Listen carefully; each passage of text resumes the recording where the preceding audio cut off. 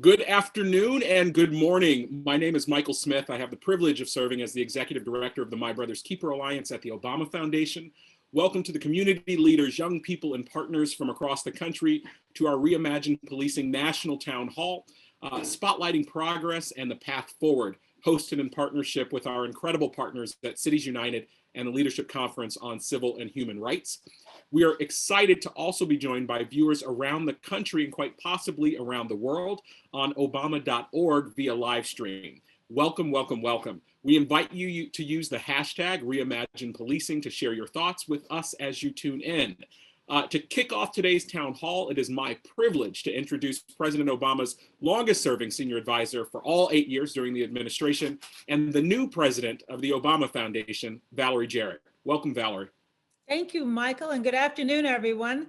I wanted to pop on for a hot second to just give you several messages. First, thank you to my friend Sunny for moderating today, for Kidron for your special performance that we know is upcoming, and to all of the mayors and local elected officials and community organizers and activists who are joining today.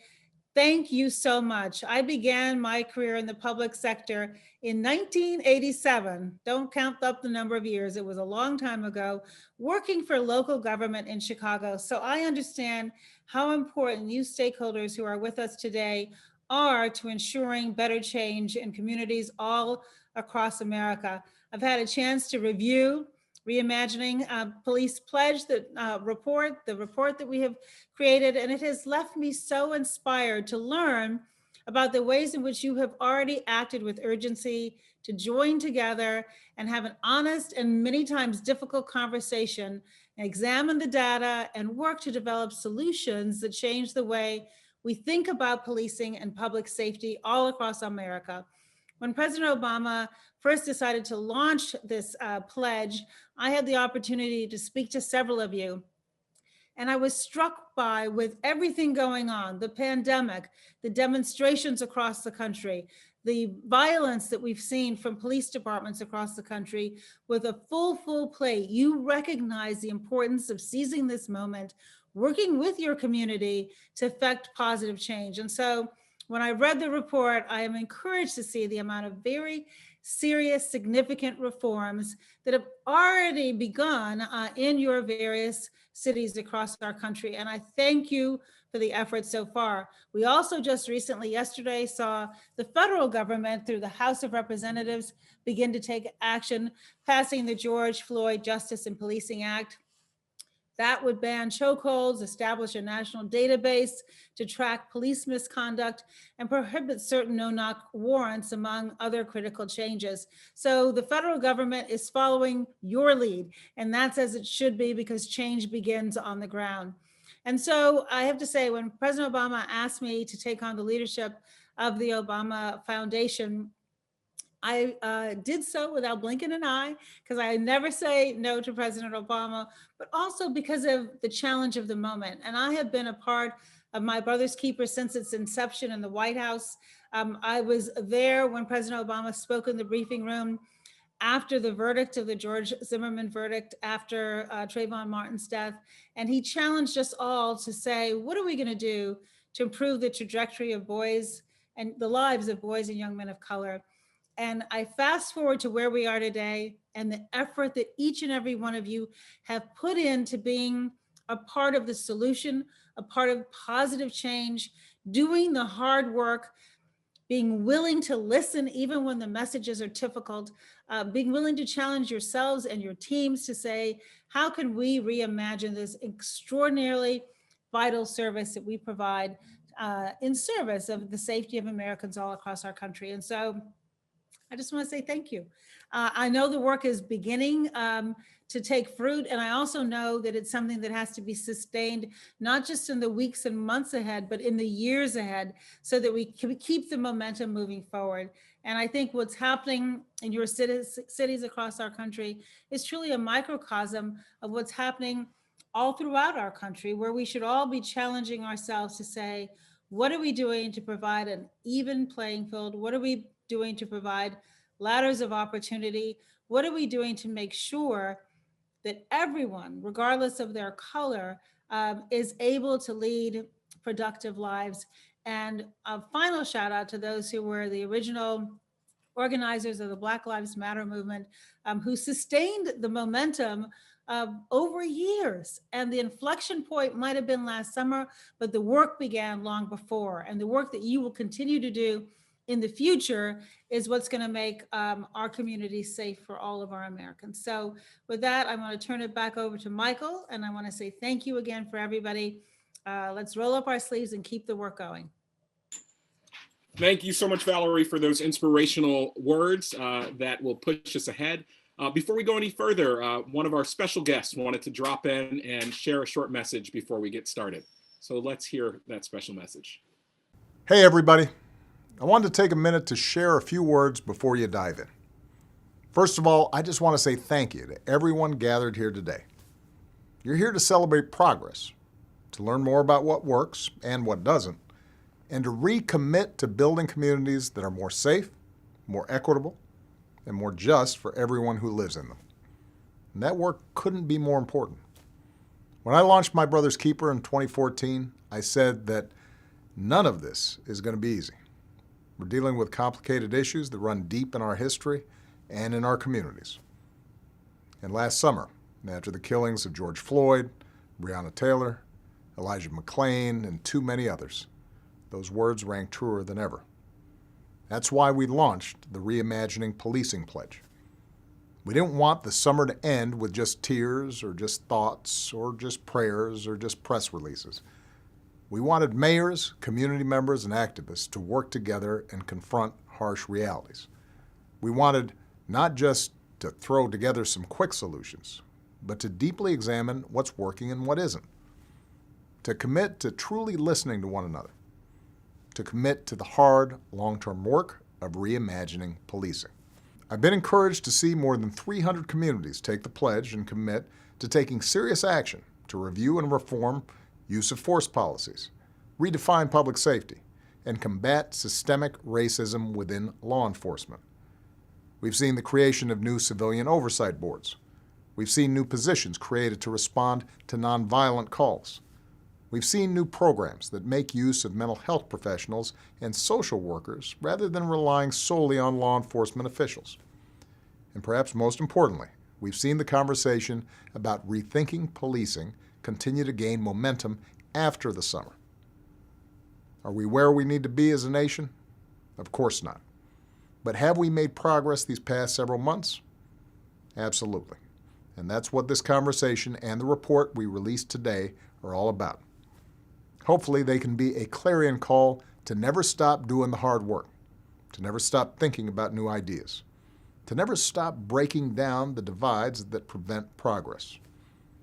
To the mayors and other local elected officials who have not yet taken the pledge, I hope you'll join us. To any individual who shares our commitment to justice, I hope you'll keep marching, keep speaking out, and keep working to create the change we know is possible.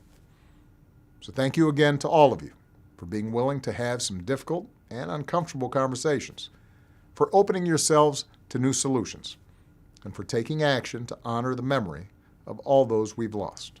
You all are the best hope we've got to help make sure that all of our children can live free from fear and start living full of hope. So I couldn't thank you more for the work that you're doing. Keep it up.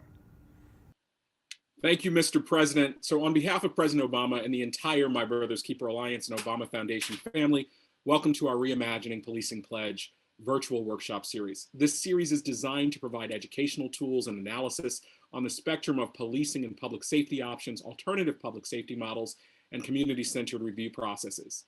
For today's workshop, we will showcase our new report, which highlights the more than 300 municipalities, I think 337 to be exact, that have signed the Reimagining Policing Pledge, making a commitment to review and reform use of force policies, redefine public safety, and combat systemic racism within law enforcement. As Valerie mentioned, this work takes place on the day after the House of Representatives passed the George Floyd Justice and Policing Act, which reminds us of the tragic loss of life of the nearly 1,000 people killed by law enforcement each year, most of whom who happen to be Black and male. We cannot have this conversation today without recognizing the tragedies that sparked this movement toward reform, the historic protest and response, or the urgency for which reforms have been enacted in the memory of our brothers and sisters who should be here with us today. When President Obama spoke this summer about the killing of George Floyd, he shared a powerful song that went viral from then 12-year-old Keydron Bryant to describe the frustrations he was feeling. The president said the circumstances Keydron described and the feelings that he had was shared by him and millions of others. So we could think of no better way to begin our town hall with the voice of a young man who embodies why My Brother's Keeper was created in the first place, and put the anguish that we all felt this summer to song, to poetry. So let's take a moment of silence first to remember George Floyd, to remember Breonna Taylor, to remember Rayshard Brooks, Elijah McClain, and way too many others. And then after our moment of silence, the next voice you will hear is that of our little brother, musical artist, Keydron Bryant. Let's take a moment of silence. I wish we all could be in person today to applaud and to stand and give love for Keydron Bryant. I just want to live. Those are words that no child should have to think about. And I am grateful for the work that all of you do every day so that we can create a world where those words don't need to be uttered anymore. I believe we have the young Mr. Bryant available with us today. Keydron, how are you? I'm doing good, and you? Good, thank you. Thank you so much for your words. Thank you so much for your poetry, for your power. Do you have anything you'd like to share with our town hall today? Yes. Thank you, Mr. Michael and the Obama Foundation for allowing me to come here and for this critical town hall. Thank you, Keydron. We can't be more excited about who you are, and we can't be more excited to see who you will become and how you will continue to pour into this country. Let's move on. It is now time for us to get into our conversation, and it's my honor to introduce our moderator. This person is an Emmy award-winning journalist who has covered some of the most important movements in the police reform, the public safety reform movement. She is an attorney. She is a former federal prosecutor, and she is co-host of a little show called ABC's The View. Please join me in welcoming our friend, Sunny Hostin. Thank you so much, Michael. I am thrilled to be here. I'm still choked up over Keydron's song. We also had him on The View, and he is just as magnificent and as spectacular as ever. I'm thrilled to introduce today's impressive panel, because they are indeed impressive, who have signed the Obama Foundation's Reimagining Policing Pledge and have really taken steps in their communities to redefine public safety and combat systemic racism within law enforcement. So I'd first like to introduce the mayor of Orlando, Florida, Mayor Buddy Dyer. Welcome, Mayor Dyer. Joining Mayor Dyer, we also have DeMarcus Womack, a community activist and youth development coordinator at the Orlando Community and Youth Trust. Welcome, DeMarcus. From my hometown of New York, I'm pleased to introduce Mayor Savante Myrick, the mayor of Ithaca. Welcome, Mayor Myrick. And joining Mayor Myrick is Tompkins County Administrator Jason Molino. Welcome, Jason. And from the West Coast, we have Mayor Lucy Vinnis, the mayor of Eugene, Oregon. Welcome, Mayor Vinnis. And last but certainly not least, I'm so pleased to introduce Ebony Morgan, registered nurse, who is the coordinator of the Cahoots program at the Whitebird Clinic in Eugene. Welcome to you, Ebony. I told y'all they were impressive, right? So let's get started. Before we break into our paired interviews, which is how we're going to conduct this today, I'd like to begin with an initial framing question, really for all of our panelists. There are over 300 cities that have taken the Obama Foundation's Reimagining Policing Pledge and taken steps to engage residents, address use of force policies, create new programs, and reform budgets to redefine public safety and combat systemic racism within law enforcement. While our hope is that this report inspires action, we also know the circumstances under which such action is necessary. It's not inspiring. Share with us the catalyst moment, or one catalyst moment, because there could be many, for you and your team that made you realize that policing really needed to be reimagined in your community? And I suppose we can start with, how about we start with my hometown mayor? Thank you very much, and thank you so much for having me here. I'll confess that it was not for us just one moment. It was kind of 1,000 cuts, 1,000 different interactions of people saying that they needed the police but didn't feel comfortable calling them. Of conversations with police officers who said they've done this job for decades and it never felt more dangerous than it did right now. Conversations with officers who said that morale was bad, that they wanted to recruit more diverse candidates but weren't able to do it. And members of the public who said, look, I do want somebody to show up when I call. I just don't trust the response that we have now. That's what moved me to say it's time for a transformative change instead of just nibbling around the edges.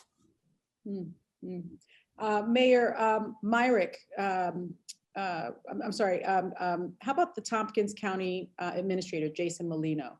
Can you weigh in here? Thank you, Sunny. I would agree with and second what Mayor Myrick has mentioned. I think a lot of it comes from discussions with our community members that feel what we have now is not working and we want something different. And it's engaging a lot of our community members, sometimes hard to reach community members, which we had to make a concerted effort to do to communicate and talk in safe spaces. And what we found out, not only was there not trust in law enforcement, but law enforcement also felt there was not trust within the community. So it was really an identification that trust needs to improve and that what we have now is not working and we need to look at something else. We need to also invest in more alternatives, and particularly in our mental health world, to be able to provide the services to our community members that need them. And we also need to address culture.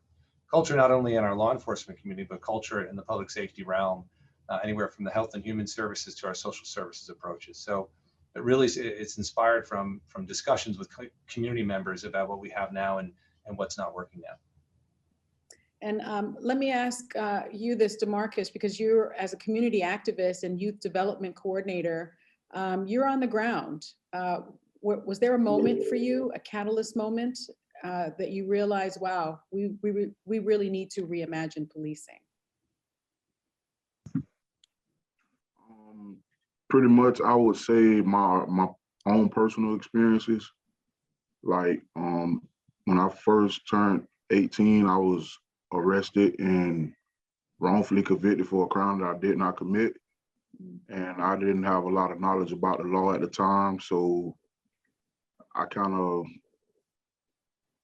like take pride in what I do now by trying to like with law literacy and stuff like that with my teen boys that I work with, because it's easy to get into but hard to get out of trouble. But for you to just have on a certain color and be labeled as a gang member or a criminal and like get took to jail for no reason and not have no knowledge about the law, that's what made me open up my eyes and realize that something got to change within the justice system, like my own experiences. Wow. Well, thank you for your work and your efforts.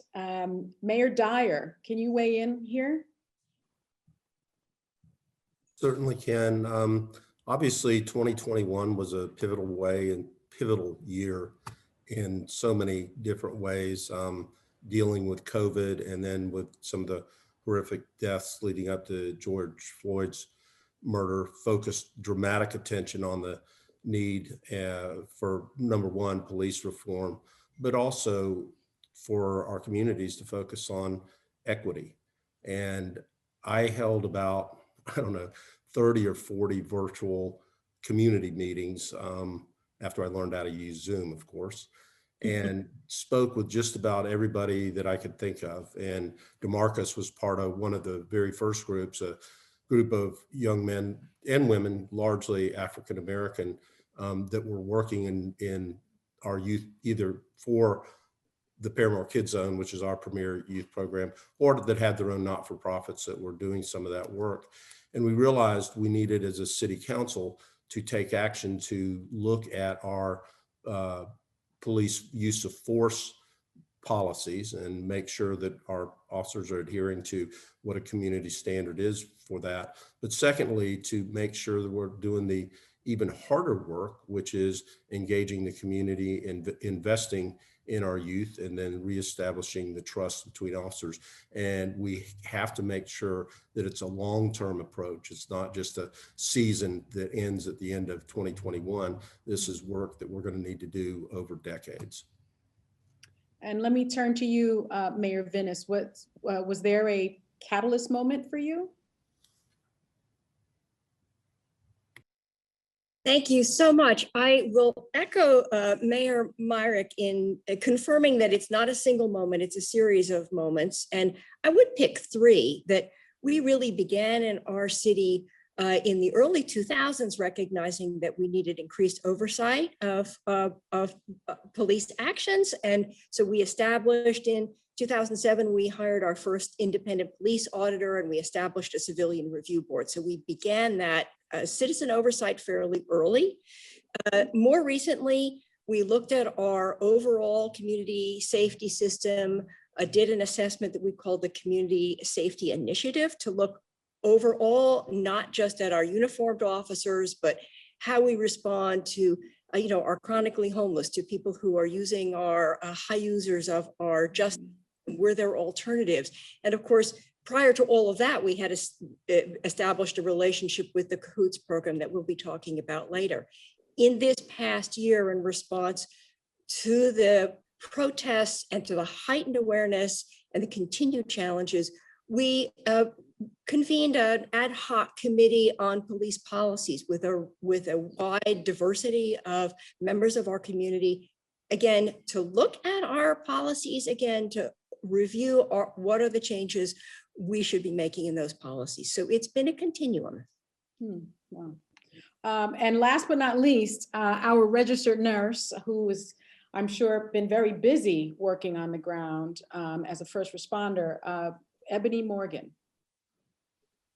Hey, I have indeed been very busy. My personal catalyst, I was 5 and my father was 25, a 25-year-old Black man when he died during a police encounter.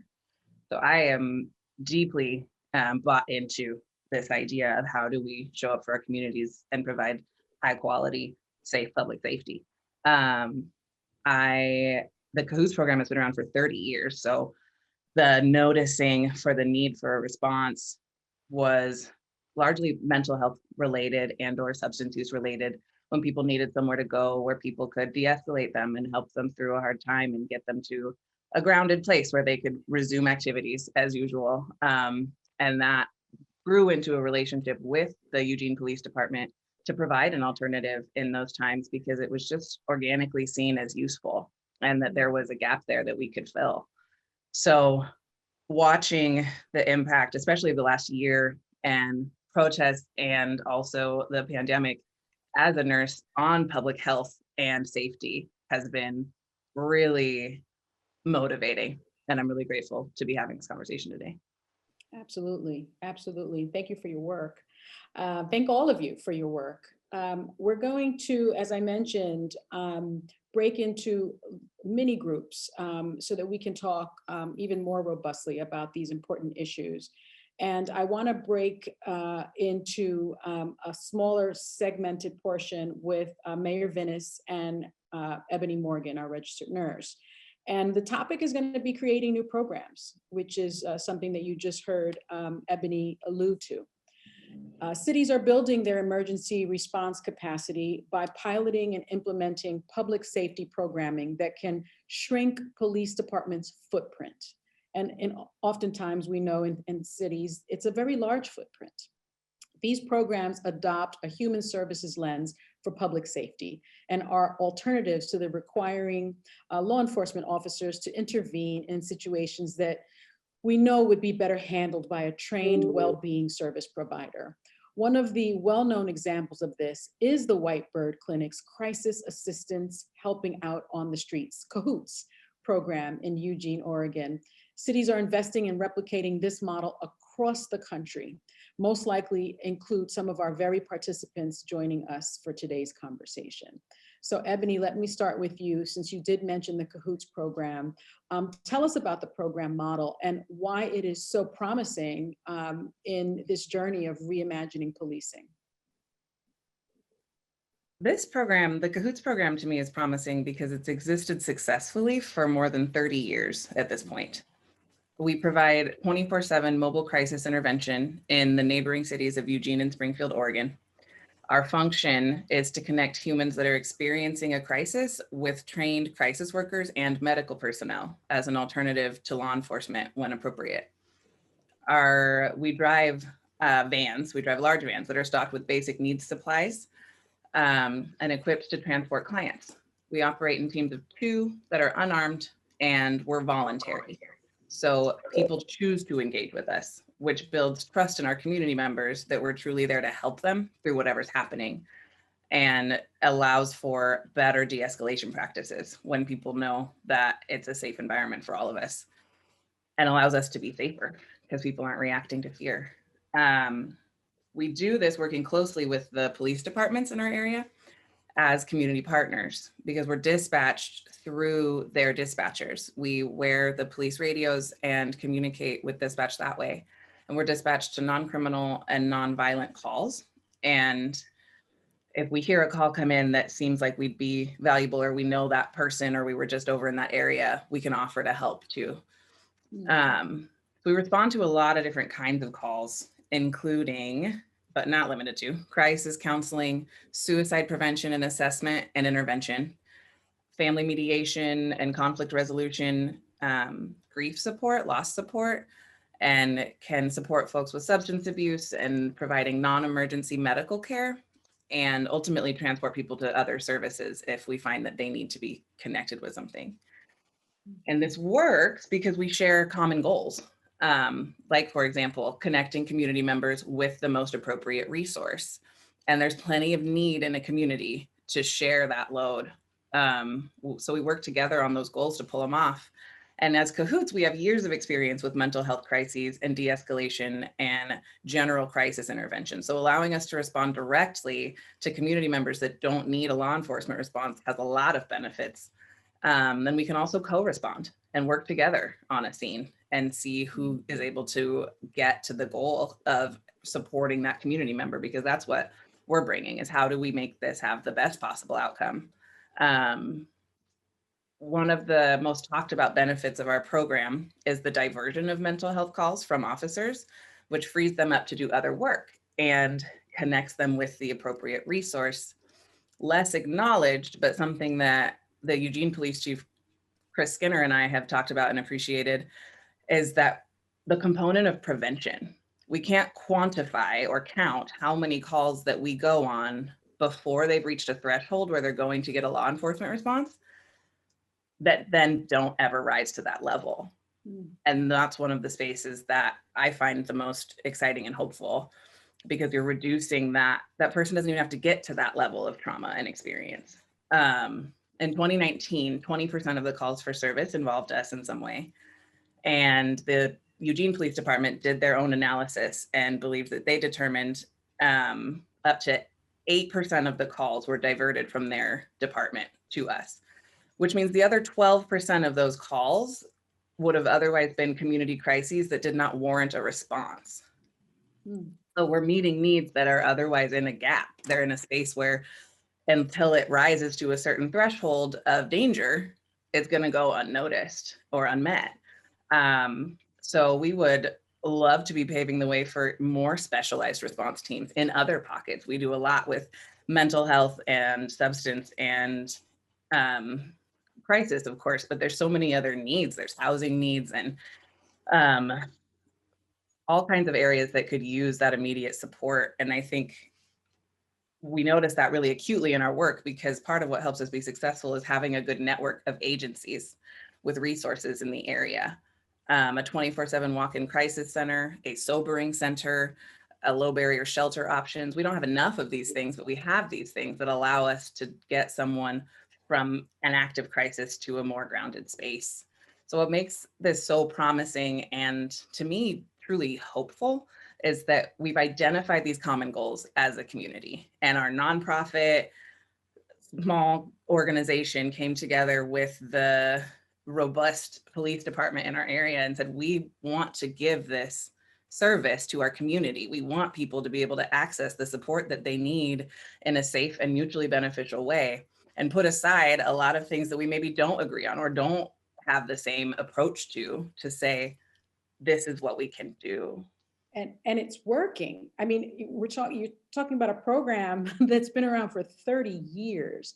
And let me ask you, Mayor Vinis, what has Eugene learned and experienced as a result of the Cahoots program? And what advice would you give to other communities exploring new programs that reimagine policing? Thank you so much. We are very proud of this program. And the first thing that I would remind everyone is that this program is 30 years old, that it takes time to build a successful program. It takes time to build the capacity and build those relationships. So this is one of those go slow to go fast. Take your time to build that relationship. And the coordination, as Ebony has so well described, the coordination with the police department is an absolutely critical relationship. Each agency comes with their particular skills and capabilities, but they have to partner together. They have to collaborate. There has to be clarity there. So those relationships are critical. The second piece is, as Ebony mentioned, it's part of a network. And so again, Cahoots responding to a crisis in the moment depends upon those providers who then can help support that person going forward beyond that crisis moment. So understanding what your whole network is very important. It's not a standalone program. I would say what we have learned is that the outcomes are better. The outcomes are better for the person who is in a crisis because they're receiving a compassionate level of care that is going to help calm them down, enable them to consider their next steps more thoughtfully. They're not triggered by seeing a uniformed officer or feeling those kinds of defensive or frightened reactions. And it is better for our police department, and it is better for our city because it means that our police are able to target their efforts to the work that they are specifically trained to do and that we want them to do. And we are not diverting them to do things which is not really within the scope of what they should be doing or where their strength is. And where they can combine forces with Cahoots, again, we have a better outcome. So I would just say to other cities, as you're looking at this, take your time to build those relationships and build those partnerships. Make sure that your police department is really on board with this. They have to buy into this for this to work, to see this as an advantage and to build that relationship. And the providers have to be prepared to build that relationship and look at your whole community safety net. Look at the whole network of services that you have and that system of providers. So as you're stepping into it, I would encourage you, take the time to make sure that you have really had the conversations with all of your providers, with all of those organizations that represent the different communities within your community, to make sure you understand what their needs are and that you grow in a deliberate way, in a thoughtful way, not too fast. We want to make sure that everyone comes along with you. I have a quick closing question. For mayors and tribal leaders, police chiefs, and other selected officials joining us in today's conversation who are struggling with this issue, and I think Mayor Vinis, you really did answer most of this.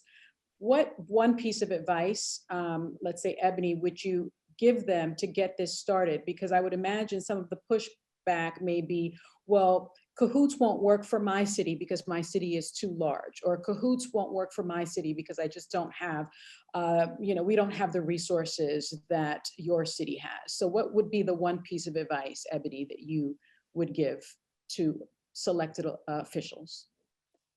I would say that Cahoots is not a cookie cutter response by design. Make it work for you. Figure out what the needs are in your community and build something that looks something like this, that connects people with the appropriate resource as needed, but make it work. Don't accept that you can't. I don't believe that. There's too much ability and good brains and brainstorming that can happen there to pull it off. And it's not, the other thing I noticed is that it's not a particularly divisive model. We are both appreciated by the police departments and appreciate them as we need them in our experiences.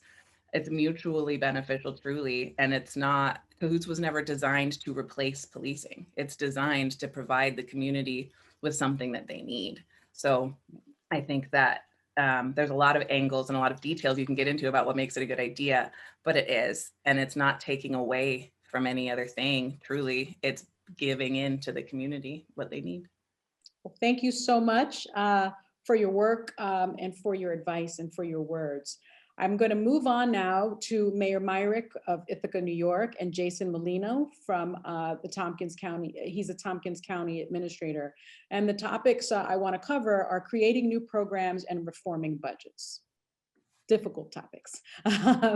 You have been getting a lot of attention in the media for the reforms you are proposing for Ithaca's existing police department.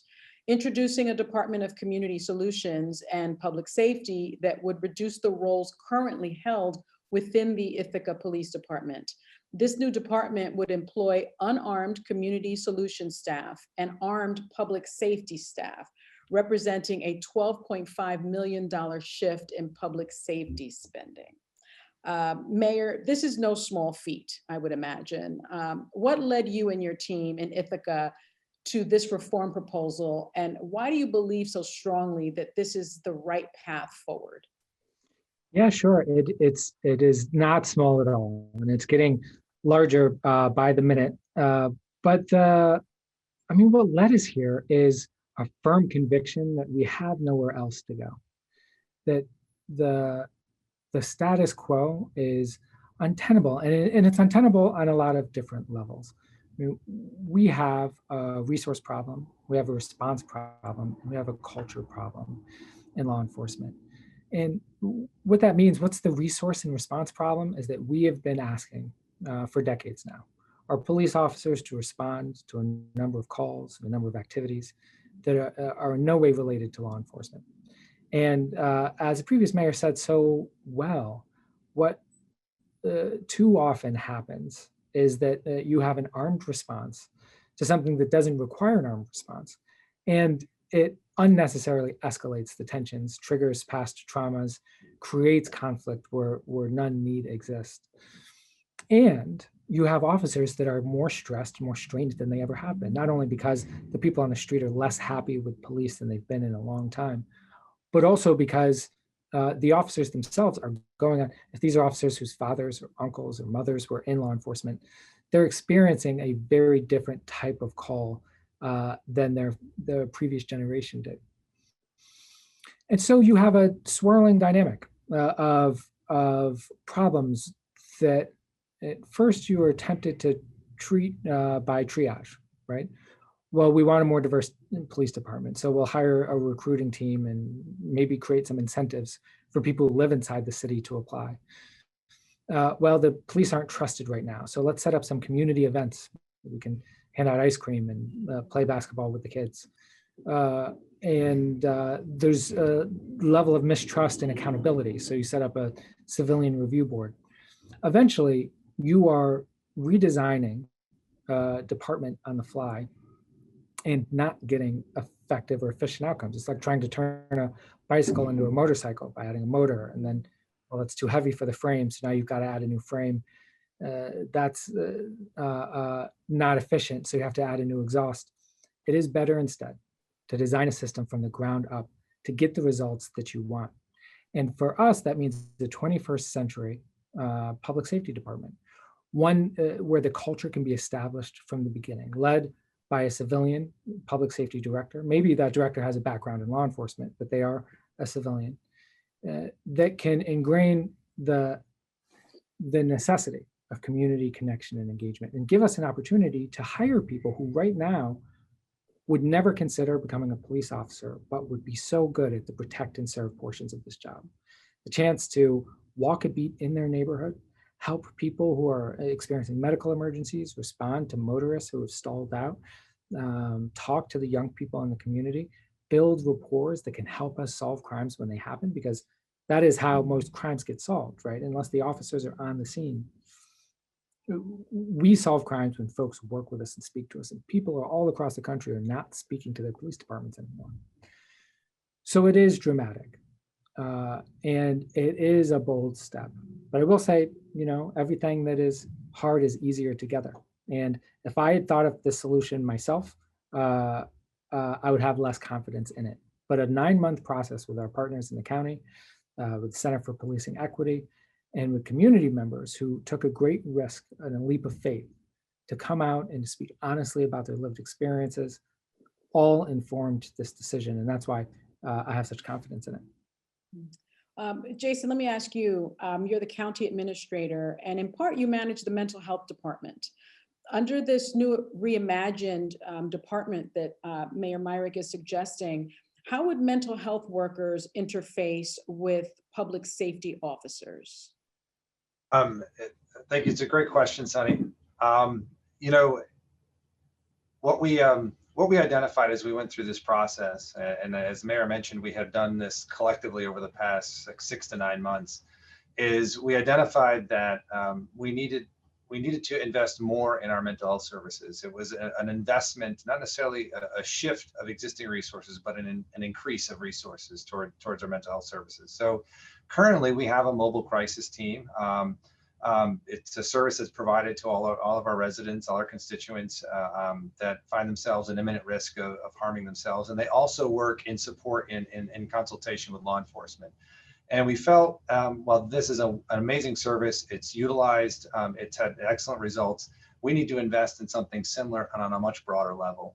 And I compliment our colleagues in Eugene, Oregon. We've spent their time over the past several months talking with their police department, talking with Whitebird Clinic, understanding this alternative response model.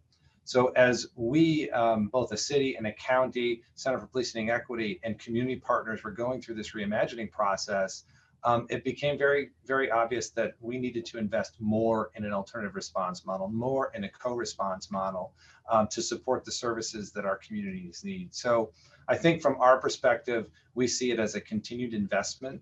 We have a very robust health and human service investment in our community. We partner with a lot of different mental health, human service, and social service agencies as we provide our services. We have a mental health clinic ourselves, which is not necessarily always the case in New York State counties, but our county legislature and our community feels that that's a valued investment. And going through this process, we realized that we want to invest more to complement how we serve our community members. So from our perspective, we think it's just a continued investment and a branched out investment. And it's really providing the service level and expectation that our community members want and need moving forward. It's interesting. I was a federal prosecutor in DC, and as many people know, DC is not a state. And so we prosecuted local and federal crime. So I've spoken with dozens, if not over 100 police officers, and they certainly would like to be freed up from calls, mental health calls. In DC, we call them EDP calls, emotionally disturbed persons calls, so that they could do other work, so that they could do investigative work. And so this in many ways just seems like such a no-brainer to me with my law enforcement background, considering that you have a program like the Cahoots program in Eugene, Oregon for 30 years. So my closing question to you, Mayor, is, what do you want to share with communities that are joining us today who are really struggling to identify where to start with reimagining policing, especially because of a lot of the pushback that you do hear from communities? Yeah, and want to lift up in the chat a question from Mayor Hodges, which dovetails with that, which is, the pushback has been real and swift and severe from the police unions. And I certainly understand that, because it's a question of identity, really. And it's a question of fear. How, will my career work the same way that it did before? And it's important to really respect that and to work as well as you can in a collaborative form. I've still striving to do that better myself. Failed on a number of steps of being collaborative and working cooperatively. But remember that collaboration is different than, everyone can have a seat at the table, but the community's voice has to be the deciding voice. And that for too long, we've asked the community, particularly the Black community, to step forward and say, tell us your experience, tell us what you'd like to see changed, give us all of your ideas, and they'll share in a very vulnerable way. They'll take a lot of chances and they'll march in the streets and they'll call up the representatives. The representatives will put together a reform package and then they check with the police union. The police union says no, and then it just doesn't happen. So you can collaborate, but you can't hand veto power to the police union. Bring them along as best as you can, but be clear with everybody right up front who has to be centered in the reforms that you're seeking. And then if you fail to do that, you risk damaging trust even further. Because now all of those people who marched, who worked, who voted, who strove, who shared their experience are going to be that much more cynical. If we learned anything from President Obama, with cynicism, nothing's possible. And with hope, everything is. Well, thank you both for your work and your continued efforts. We appreciate you. Good luck. I'm going to move on to Mayor Dyer of Orlando and DeMarcus Womack, the community activist. And I want to talk about engaging residents, as Mayor Myrick just mentioned, centering residents. Also, let's talk about reforming budgets and reviewing and updating use of force policies. Mayor Dyer, we'll ask the same of you to begin our conversation. What moment led you and your team in Eugene, Oregon to say, okay, something must change. We must reimagine policing? Because after the murder of George Floyd, it seems that you held you talked about holding these community listening sessions to connect and engage and identify additional ways to reimagine policing in Orlando. And one of the groups of community members you felt strongly about meeting with was DeMarcus. Just months ago, Orlando passed a reformed budget that committed more funding to the early interventions that in part were identified through engaging with these youth residents in Orlando. So what does this mean for Orlando, and what will this look like in reimagining policing? So Sunny, that's kind of a big, expansive question. Yes. There's several aspects of it. And we did become focused on the reimagining policing after George Floyd and the demonstrations. One Saturday, we had 10,000 people that were marching in downtown Orlando peacefully, I might add. We also happened to have a tornado that same night. So first time we had 10,000 people marching in our downtown and or a tornado ever in my lifetime. But it certainly brought clarity to our understanding that we need to deal with issues of equity. There are a number of different ways to do that work. One is looking at directly at police policies, but another that came through loud and clear, and especially in one of the first meetings that DeMarcus was part of, was the need to invest in our youth and programs that benefit them from a very early age, and making sure that they have equitable access to things that some of the folks that are better off or better positioned in our community already have access to. And we've been doing that type of work for a long time. One of the first initiatives that I came out with when I first became mayor, and it's been a long time, back in 2003, we wanted to look at exactly that. How could we lift up the youth in our community? And we focused primarily on the lowest income neighborhood that we have in Orlando, and that's Paramore. And I actually said, judge my work by what we do in Paramore. So we engaged the residents, we engaged the youth, and we looked for best practices around the country. I've enjoyed the conversation so far today because mayors always learn from other mayors and other communities and like to borrow ideas, and especially ideas that work. So we borrowed from the Harlem Children's Zone and created the Paramore Kids Zone.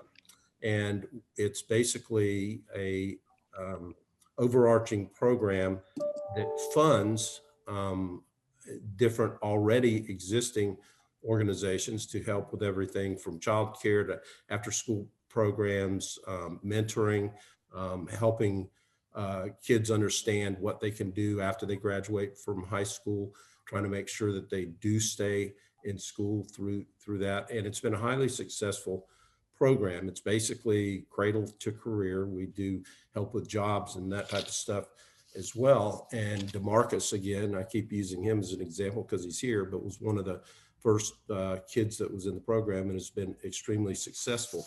And through that work, we've had juvenile arrest in that neighborhood go down 78%. We've had teen births go down 63%. We've had 117% increase in the number of kids attending preschool. And probably the proudest things, the last 4 years, every one of the kids that is part of Paramore Kids Zone has graduated from high school and then gone on to either college, trade school, or the military. That's a pretty big accomplishment. So one of the things that we decided that we would do is to expand the Kids Zone from this single neighborhood to 3 additional neighborhoods. So we put a couple $1 million behind that effort, and we have a model that we know that works. So we're out, but we're engaging the community. That's the important part in each of the neighborhoods that we're going into now, and figuring out who's already there doing some of the work, because we don't need to create new organizations or new ways of doing it if somebody's already doing that work and they just need the financial support to be able to actually serve in the way that they want to. The other thing, we've had a My Brother's Keeper program, and if you're on this call, you probably already know the great value of that. So we found additional money in our budget to take to expand our My Brother's Keeper into additional neighborhoods. And we want to make sure that we emphasize using people that are already doing the work in the community and supporting them to do the good work that they're doing. Well, let me ask you this, DeMarcus, turning to you. You were engaged in these listening sessions that we've discussed, and they were hosted by Mayor Dyer. And Mayor Dyer shared what this reinformed budget looks like at a city level. And you are a young Black man who is now mentoring other boys and young men of color, which is so very important. Tell us about the work you are leading with the Orlando Community and Youth Trust, and what this can mean in your view, in the trajectory of a young man's life. Pretty much, I just modeled the whole PKZ, the way that PKZ treated us when they first came about. Like, it was like our safe haven. Like, the streets of Orlando was dangerous at the time. We grew up in one of the most dangerous neighborhoods. Excuse me. But back then, we grew up just always trying to find a way out, like trying to find a way out the neighborhood. But now when I put on my shoes and I go to work every day, I'm trying to find a way in, and I'm trying to teach my kids about finding a way back into the neighborhood, trying to make our neighborhood a better place to where when people go away and graduate from college, they want to come back home to their own neighborhood and invest in their neighborhood like Mayor Dyer and PKZ have done for us. The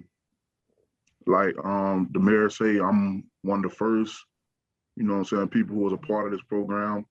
I kind of deterred down the wrong road. I wish PKZ was around when I was in elementary school. I probably would be working in Washington, D.C. somewhere right now, but that's a story for another day. But in the meantime, I'm glad it did come in and they embraced us with open arms. And I feel like it's only right that somebody who came up through the program come back home and get on the ground, because this program is real vital in the neighborhood, and this line of work is something that's a necessity. So with youth employment, I have a little slogan that say jobs instead of jail. So like with my kids, during the time when the police is kind of real hot within the neighborhood or a lot of crime going on in the neighborhood, I schedule my teenage kids to go to work at those hours. Like even during the summertime, I know kids like to sleep in a little late. They probably wake up probably 10, 11 o'clock. I make sure they schedule the work from 12 to 6. So those hours where a lot of crime was going on in the neighborhoods, I schedule my kids to be at work.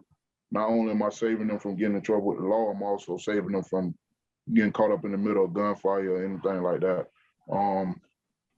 Another thing is, like when you come into a program like PKZ, a lot of kids I grew up with, and also the kids that I work with now, a lot of us come from broken homes.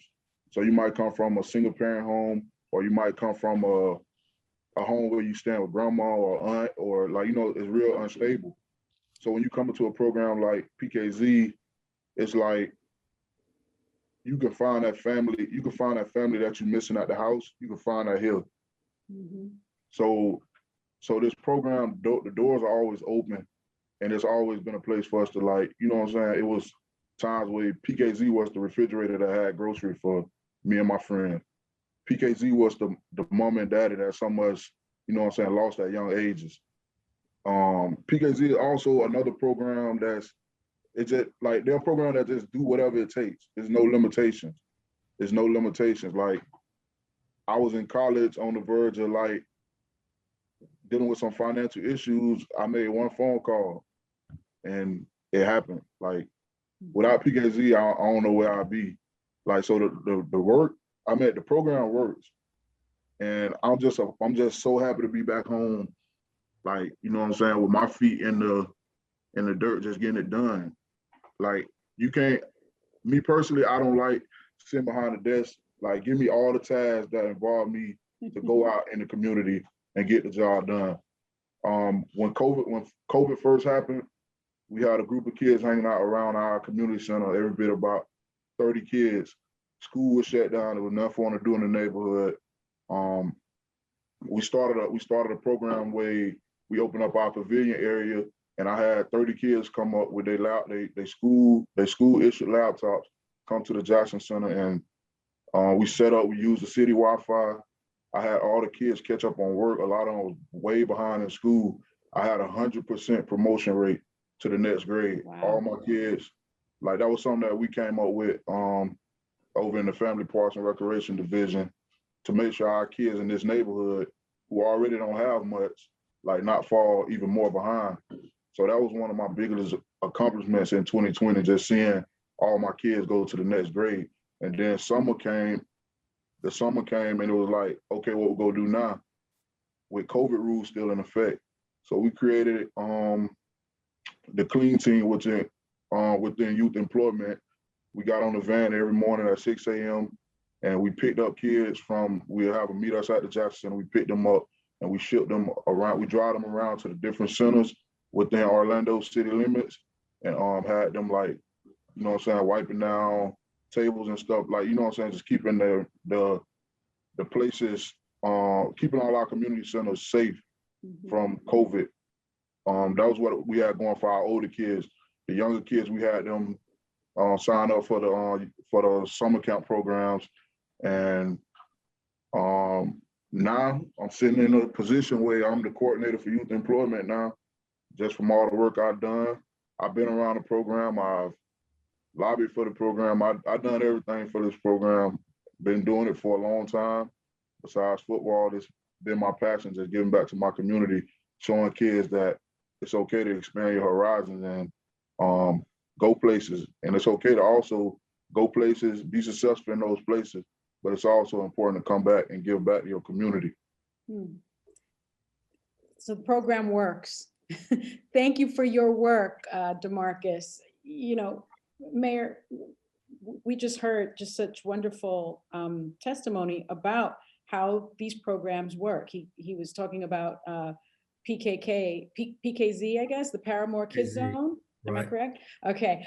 So we know that money and budget speak to priorities, and it's clear that Orlando is showing where its priorities are with this increased funding for the PKZ and early interventions, as well as $1 million, as you mentioned, going toward My Brother's Keeper Orlando. Beyond this work, which is so crucial, obviously, Orlando has also made progress in reviewing and updating your use of force policies. Can you quickly tell us what has happened there?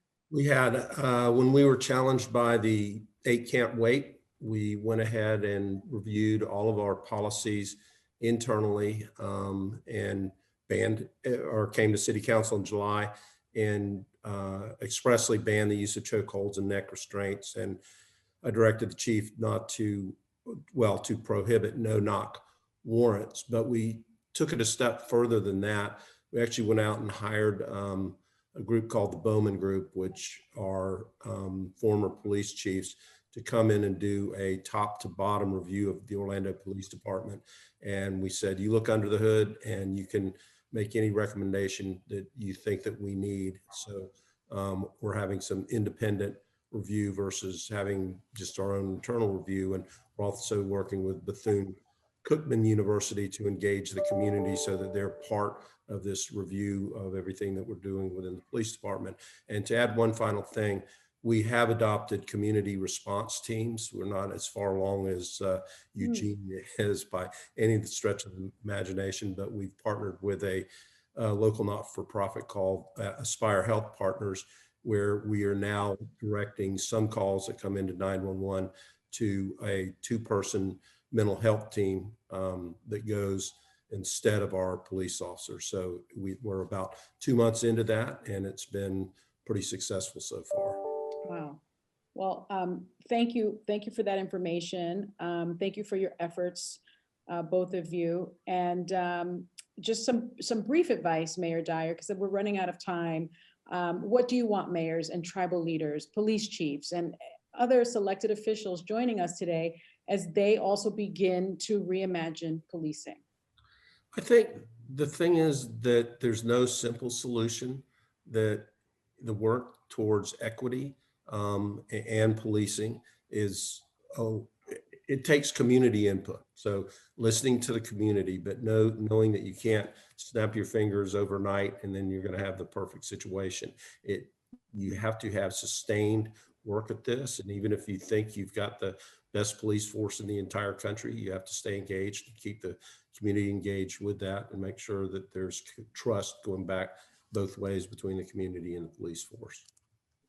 Well, thank you so much, all of the panelists, Mayor Buddy Dyer, DeMarcus Womack, Mayor Savante Myrick, Jason Molino, Mayor Lucy Venus, Ebony Morgan, registered nurse. I am humbled and honored to have been a small part of this incredibly robust conversation with all of these incredible ideas about reimagining policing. And I'm going to turn it back over to Michael. Thank you so much, Sunny. Thank you for moderating this extraordinary conversation. We knew that we had the right person who would lead us through an incredibly packed session where we got to hear so many different perspectives and have an opportunity to hear so many different calls of action. So Sunny, we are forever grateful to you, to the mayors of Orlando and Ithaca and Eugene, to the My Brother's Keeper Orlando and Paramore Kid Zone in Orlando and My Brother's Keeper New York State.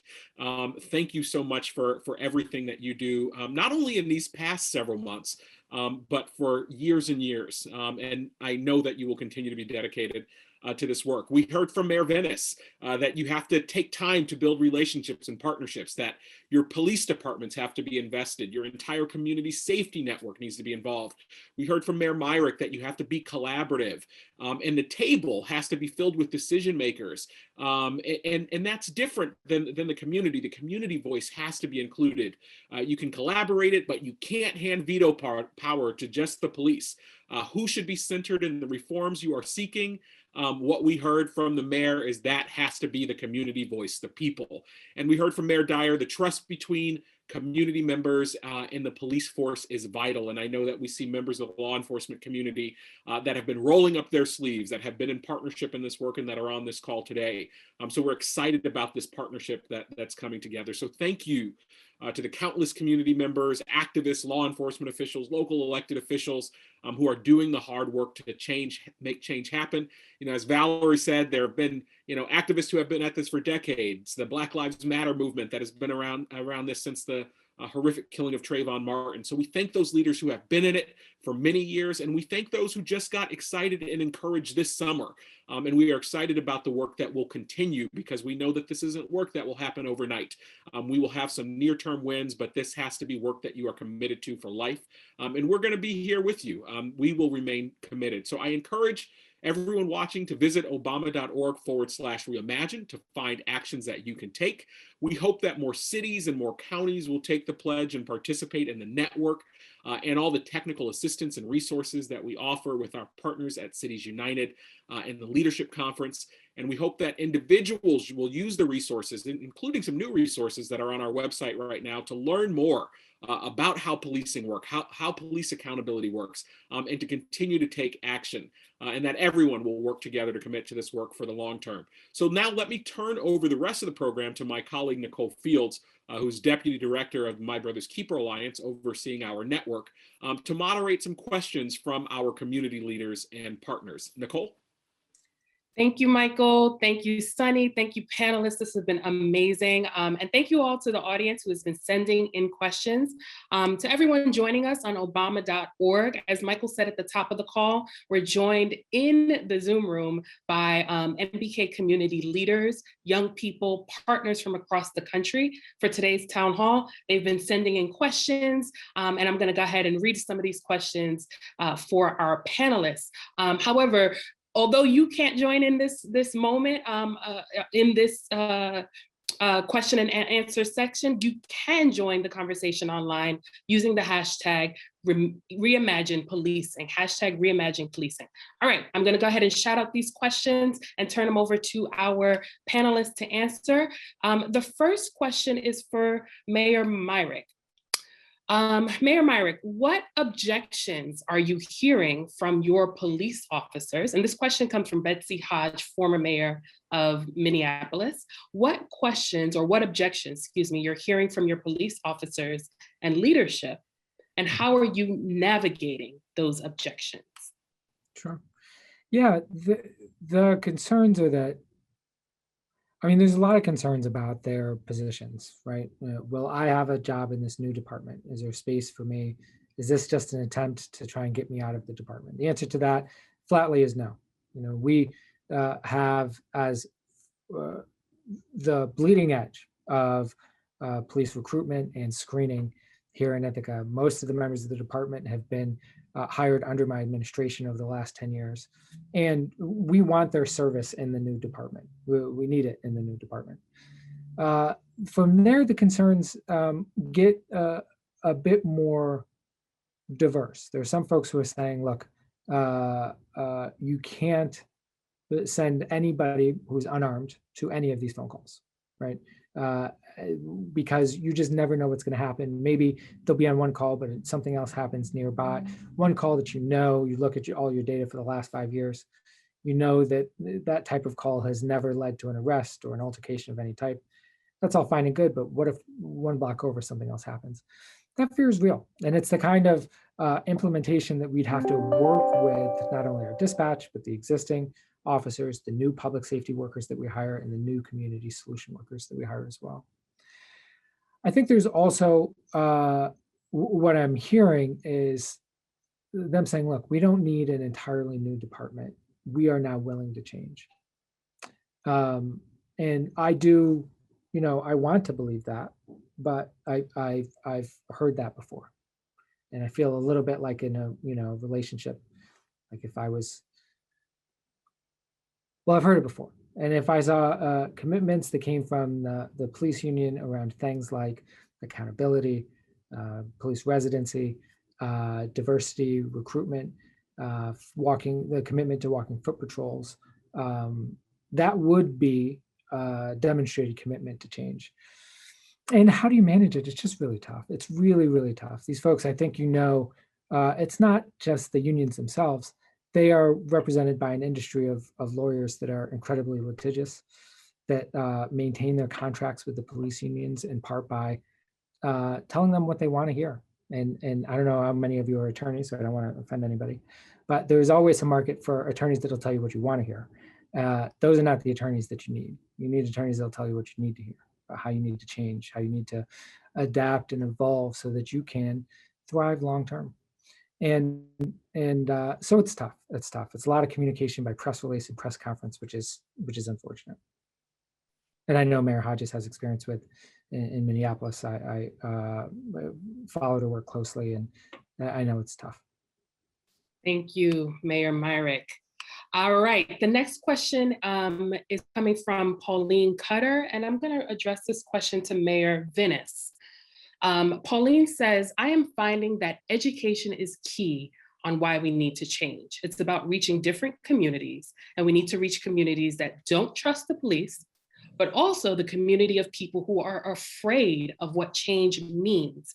that they may not be protected if we remove police.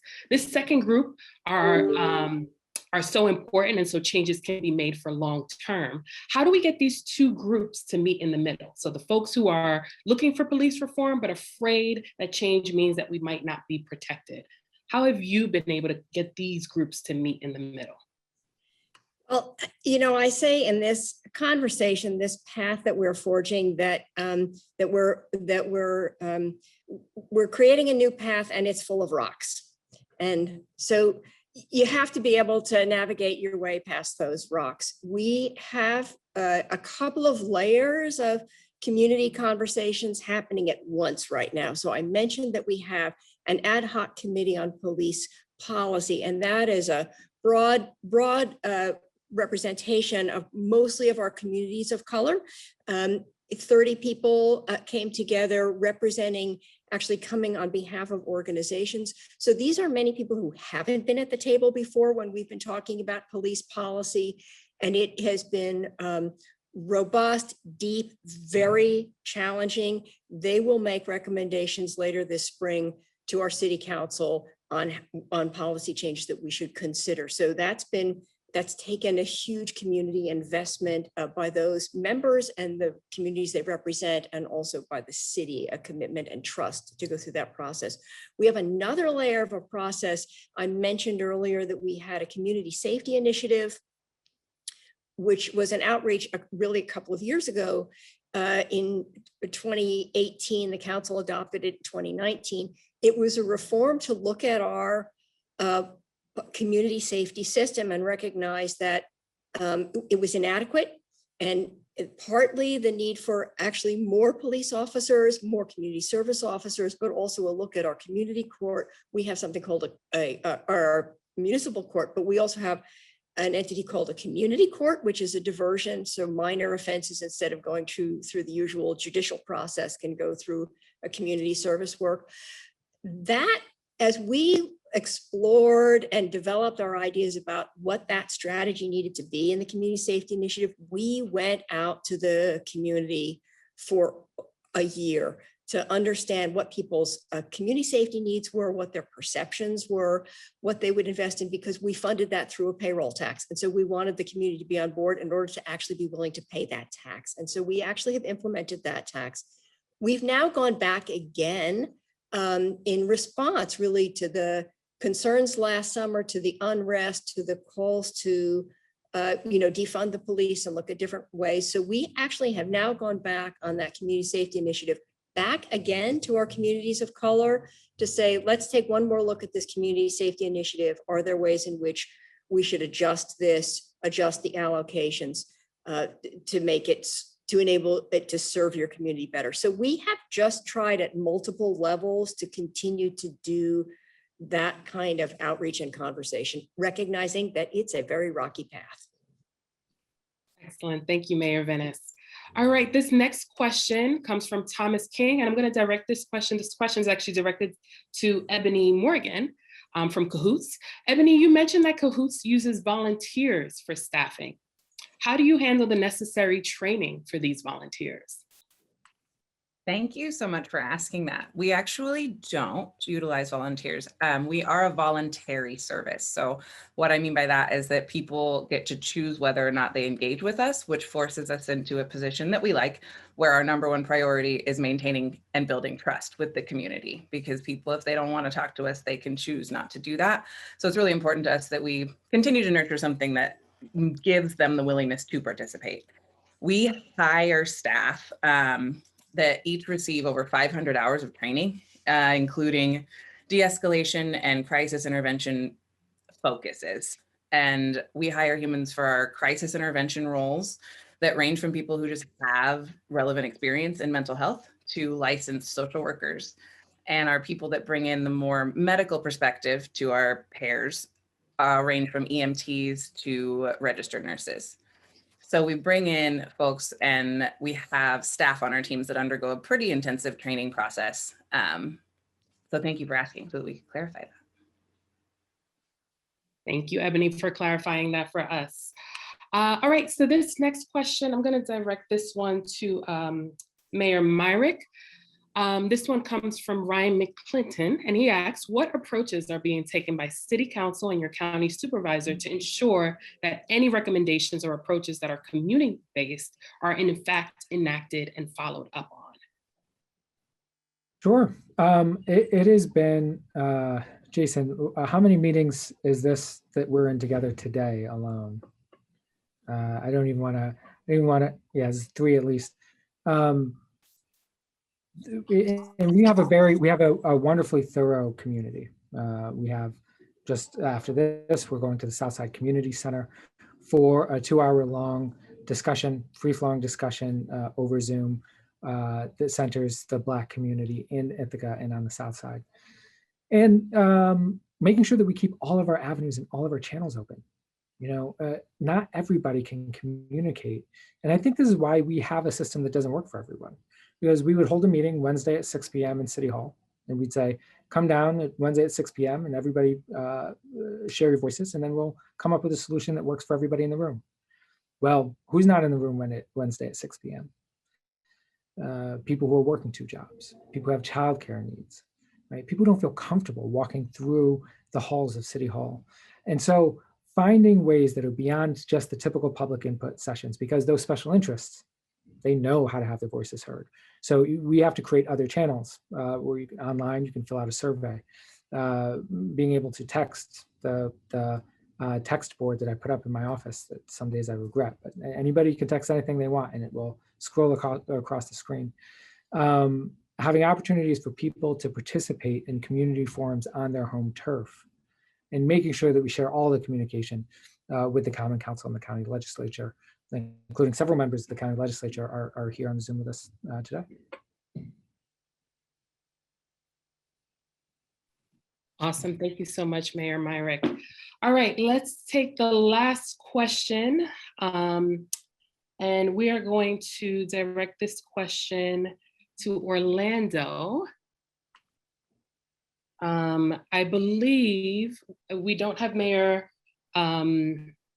Dyer on anymore, so perhaps DeMarcus, you can help us with this question. But this question comes from Trey Baker, and the question is, how can community organizations, Trey Baker kind of shares one organization, he's the director of Mundelein MBK and the Black Student Union, but how can community organizations such as yours collaborate with MBK and with elected officials to find financial resources to fund current youth mentoring and violence prevention initiatives? Pretty much, we already work hand in hand with MBK in Orlando.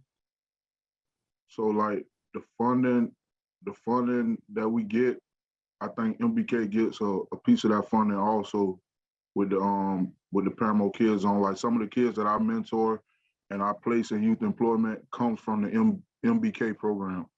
So I'll be in contact with the supervisors over at MBK, and we just kind of merge kids. We all working with the same group of kids, and like Mayor Buddy Dyer said earlier, we're working on branching out to different communities, so it won't just be the Paramore community. We have another community, the Mercy Drive community, and the Inglewood, which is on the east side with a huge Hispanic population.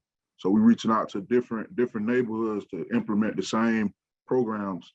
But at the end of the day, all of us working under the same umbrella, doing the same line of work.